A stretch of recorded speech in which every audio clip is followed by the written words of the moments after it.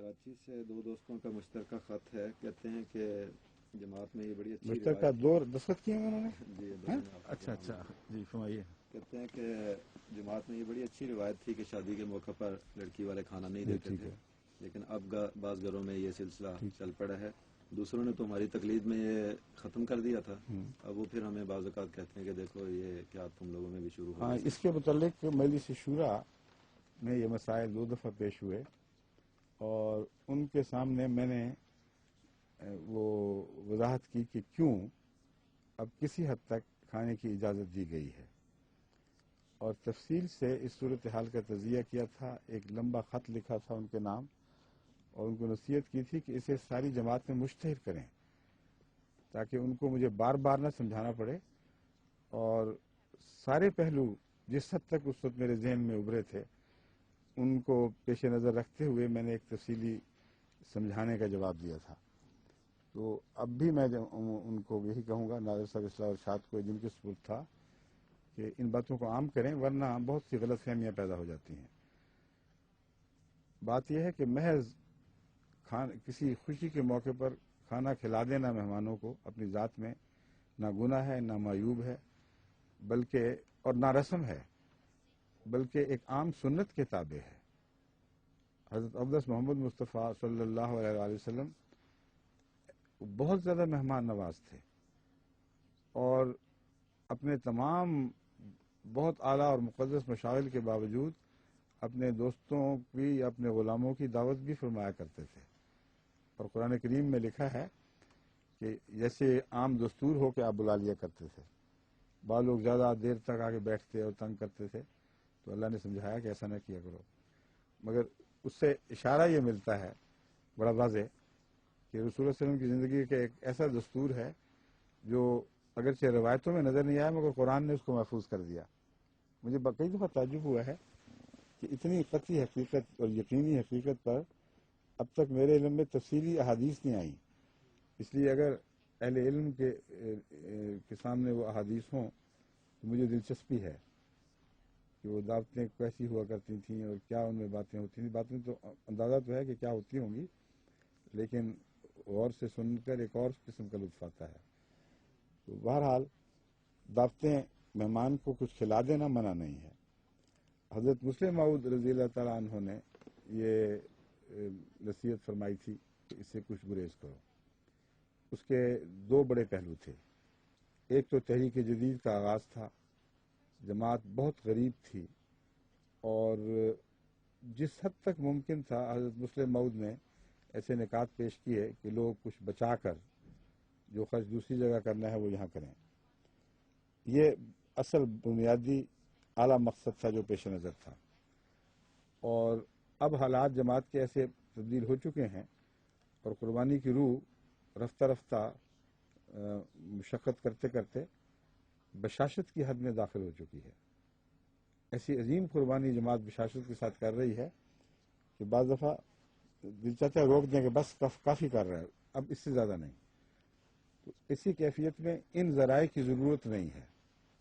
جہاں محسوس ہوں گے وہاں جماعت از خود خرچ کو کم کرے گی، مگر اس سے علاوہ اور مسائل بھی پیش نظر تھے جن کا آپ نے ذکر فرمایا. غرباء کی بھی شادیاں ہوا کرتی تھیں، خصوصاً قادیان میں کثرت غرباء کی تھی، اور حضرت مسلم موعود نے محسوس کیا کہ وہ بعض دفعہ اس تکلف میں کہ ہم نے ضرور مہمانوں کے سامنے کچھ پیش کرنا ہے، وہ قرض لے لے کر یا مانگ مانگ کر اپنی ضرورت پوری کرتے تھے، جو ان کی عزت نفس کے خلاف بات تھی اور ان کے کردار کو بگاڑنے والی تھی. اس لیے آپ نے امیر بھائیوں کو کہا کہ تمہیں توفیق ہے، تم رک جاؤ تاکہ یہ بھی رک جائیں، اور یہ نہ ہو کہ یہ احساس ہو کہ یہ امیر ہے اور اس لیے کر رہا ہے اور میں غریب ہوں اس لیے نہیں کر سکتا.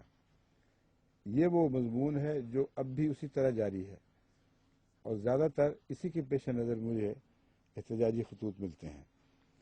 لیکن ان کو یہ سوچنا چاہیے کہ امیری صرف شادی کے موقع پر تو ظاہر نہیں ہوا کرتی.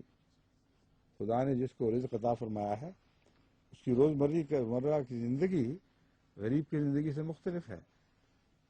تو کیا یہ بھی حکم جاری کیا جائے، اور نہ کیا جائے تو کیوں؟ کہ اپنے معیار کو اس حد تک گرا دو جس حد تک ایک مزدور کا معیار زندگی ہے، یا ایک کم سے کم تنخواہ پانے والے کا معیار زندگی ہے، وہ کیوں مطالبہ نہیں کرتے؟ کیا اس سے غریبوں کو تکلیف نہیں ہوتی؟ بس جہاں تک تکلیف کا پہلو ہے، یہ اپنی ذات میں ایک بدی بن جاتا ہے۔ قرآن کریم فرماتا ہے کہ جو اپنے سے اوپر ہے اس کو نہ حسد سے دیکھو نہ حسرت سے دیکھو۔ اللہ نے کسی کو دیا تو تم تکلیف محسوس نہ کرو، تمہارا خدا ہے، تمہیں بھی دے سکتا ہے۔ بس حسد اور دوسرے کے اچھے حال پر تکلیف محسوس کرنا، یہ فی ذات ہی ایک گناہ ہے۔ اور مجھے گزشتہ سے کچھ عرصہ پہلے مشاورت کی بعض تقریروں سے یہ خطرہ محسوس ہوا تھا، اور میرے لیے یہ فیصلہ کرنے میں مومد بنا۔ یوں لگتا تھا بعضوں کی تقریروں سے کہ جو ہے اشتراکیت کی تعلیم دی جا رہی ہے، اسلام چاہتا ہے کہ سب بالکل ایک جیسے برابر ہو جائیں اور اونچ نیچ کو برداشت نہیں کیا جائے گا۔ میں نے کہا اگر یہ تمہارا اسلام ہے تو قرآن کا یہ اسلام نہیں ہے، محمد رسول اللہ کا اسلام نہیں ہے۔ وہاں جو امیر اپنی عمارت سے جس حد تک فائدہ اٹھاتے تھے ان سے روکا نہیں گیا، اور قرآن کریم نے واضح طور پر فرمایا ہے یہ جو نعمتیں ہیں یہ خدا اپنے بندوں کے لیے دیتا ہے۔ قل من حرم کیا زینت اللہ التی اخرج لعبادہ من الرزق، اخرج من عبادہ لعبادہ من الطیبات ومن الرزق، قل ہے للذین آمنوا فی الحیات الدنیا خالصۃ یوم القیامہ۔ ان سے کہہ دے خدا نے جو زینتیں نکالی ہیں، خوبصورتی سجاوٹ کی چیزیں، یہ کس نے اللہ کے بندوں پر حرام کی ہیں؟ وہ تو اس نے اپنے بندوں کے لیے پیدا کی ہیں، اور طیبات من الرزق، اور رزق میں سے بھی پاکیزہ چیزیں۔